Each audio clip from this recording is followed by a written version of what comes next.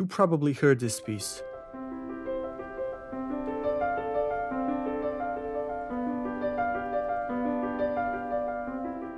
And this one.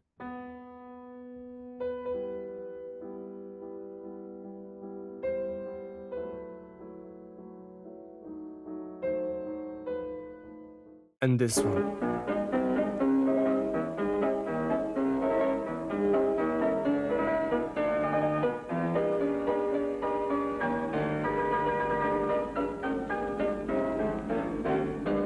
The common ground of all of these pieces is that they are all preludes, but from different musical periods. During the Baroque period, preludes were short improvisational pieces composed for keyboard instruments. These compositions served as introductions to larger works such as fugues and suites.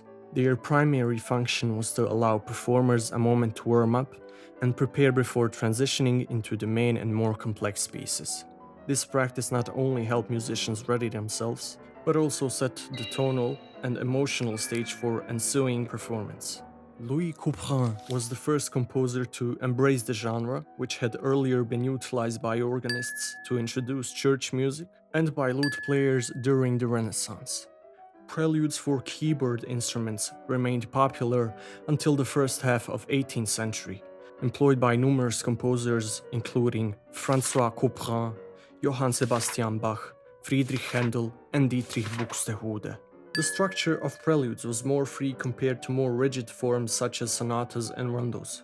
Despite their apparent simplicity, preludes often delved into a rich variety of harmonic landscapes, transitioning through several keys before reaching a resolution. The prelude saw a decline during the classical period when composers such as Mozart, Haydn, and Beethoven emphasized the exploration and development of sonata allegro form. However, in the Romantic era, Frédéric Chopin revived the prelude, transforming it into a standalone piece of music. His preludes range from lyrical poetic expressions to dramatic and revolutionary compositions. Chopin's Opus 28, a collection of 24 preludes, was inspired by Bach, as he remarked during his vacation in Majorca. One does not need technical exercises when one has Bach's 48 preludes and fugues. In addition to Opus 28 collection, Chopin composed a singular prelude in C-sharp minor, Opus 45, which is somewhat longer than his earlier preludes.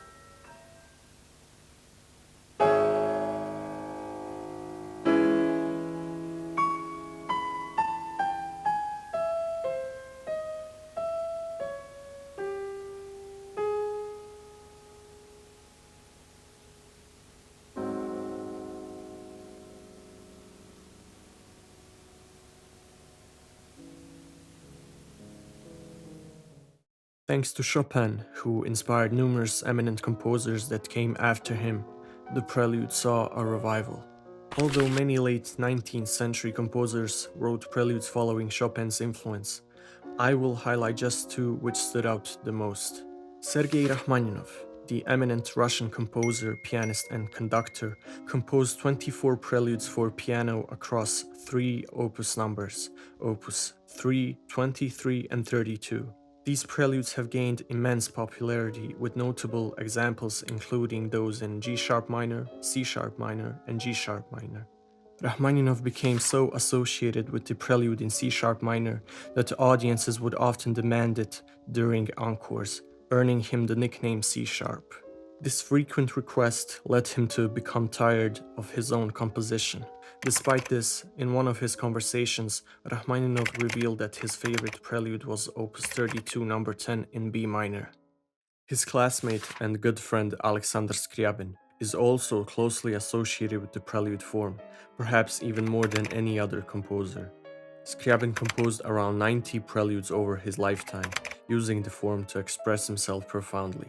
Inspired by Chopin, he wrote 24 preludes in Opus 11, but initially intended to create two books of 24 preludes each, mirroring Bach's structure. However, his publisher convinced him to change his plan, leading Scriabin to publish his preludes in smaller sets, such as Opus 13 with 6 preludes, Opus 15 with 5 preludes, and more. Scriabin's style evolved significantly over time, transitioning from lyrical and poetic influences reminiscent of Chopin to a more modern approach that explored new harmonies, moods, and techniques. Significant examples of his preludes include Opus 11 number 1, number 10 and number 12, Opus 16 number 4, and Opus 22 number 1.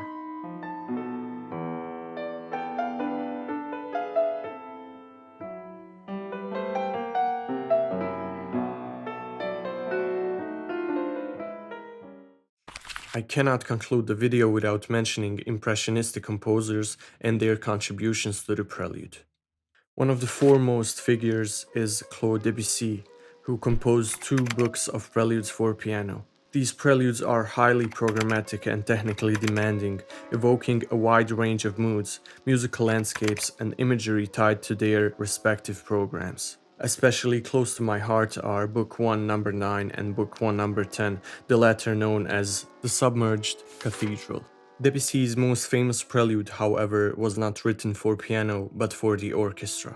The Prelude to the Afternoon of a Faun, based on a poem by Stefan Mallarmé.